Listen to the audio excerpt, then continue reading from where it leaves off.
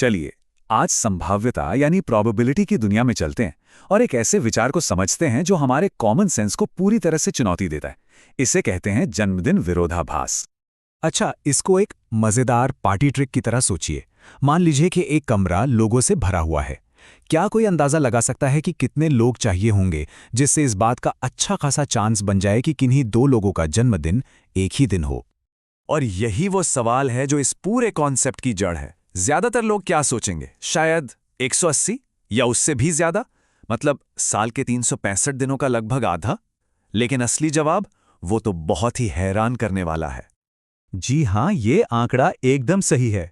और यही वो चौंकाने वाली बात है जो इस आइडिया को इतना दिलचस्प बनाती है। ये हमारे दिमाग के सोचने के तरीके को ही चैलेंज कर देता है कि हम प्रोबेबिलिटी को कैसे समझते हैं। तो वो जादुई नंबर है 23। ये संख्या इतनी छोटी है कि ये लगभग नामुमकिन सा लगता है। और पता है, इसीलिए इसे विरोधाभास या पैराडॉक्स कहते हैं। ये कोई लॉजिकल कॉन्ट्रडिक्शन नहीं है, बल्कि एक ऐसा सच है जो हमारे अंदाजे से, हमारे कॉमन सेंस से बिल्कुल मेल नहीं खाता। तो फिर चलिए इसके पीछे का मैथ समझते हैं। इसका असली राज दिनों की संख्या में नहीं है, बल्कि उन लोगों से बनने वाले जोड़ों यानी पेयर्स की संख्या में छिपा है। हमारी पहली सोच हमें अक्सर गलत रास्ते पर ले जाती है। हम ये सोचने लगते हैं कि किसी का जन्मदिन हमारे जन्मदिन से मैच होना चाहिए, जो कि सोचने का एक बहुत ही छोटा दायरा है। और देखिए, यही है वो की पॉइंट। हम किसी एक खास तारीख को नहीं ढूंढ रहे हैं, हम तो बस ये देख रहे हैं कि ग्रुप में मौजूद किसी भी दो लोगों का जन्मदिन मैच हो जाए। और बस यही एक छोटी सी बात सब कुछ बदल देती है। जब लोग एक ग्रुप में होते हैं तो हर एक इंसान की तुलना दूसरे हर एक इंसान से की जा सकती है। तो फिर सवाल ये है कि 23 लोगों में कुल कितने यूनिक पेयर्स बन सकते हैं? 253। जी हाँ, सिर्फ 23 लोगों से 25 अलग अलग पेयर्स बन जाते हैं और हर एक पेयर जन्मदिन मैच होने का एक नया मौका होता है। अब 50% का चांस उतना अजीब नहीं लग रहा है ना? मैच ढूंढने के लिए हमारे पास 23 नहीं बल्कि पूरे 253 मौके हैं। यही है पेयर्स की ताकत जो इस विरोधाभास को मुमकिन बनाती है। और बात यहीं खत्म नहीं होती। जैसे जैसे ग्रुप में लोग बढ़ते हैं, ये संभावनाएं बहुत तेजी से बढ़ जाती हैं। चलिए देखते हैं कि ये कैसे होता है। जरा इस चार्ट पर नजर डालिए।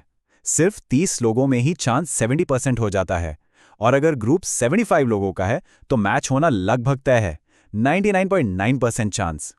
इससे पता चलता है कि प्रोबेबिलिटी कितनी तेजी से बढ़ती है। तो इससे ये पता चलता है कि ये सिर्फ किताबों की बात नहीं है, ये असल दुनिया में हर वक्त होता है। अगली बार किसी बड़ी क्लास में, ऑफिस में या शादी की पार्टी में हो तो इस पे जरा गौर कीजिएगा। तो ये जो बर्थडे पैराडॉक्स है, ये सिर्फ एक मजेदार पहेली या पार्टी ट्रिक नहीं है।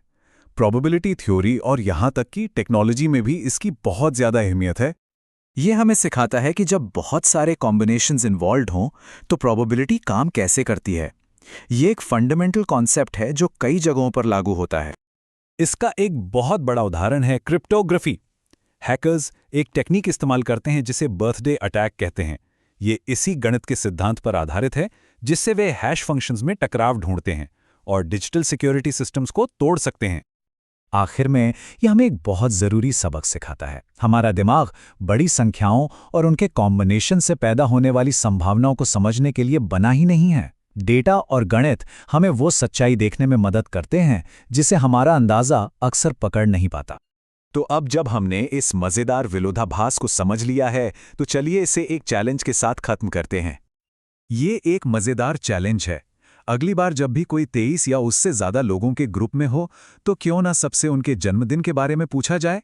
हो सकता है ये देखकर हैरानी हो कि कितनी जल्दी एक मैच मिल जाता है, और इस तरह इस कमाल की गणितीय सच्चाई को असलियत में परखा जा सकता है।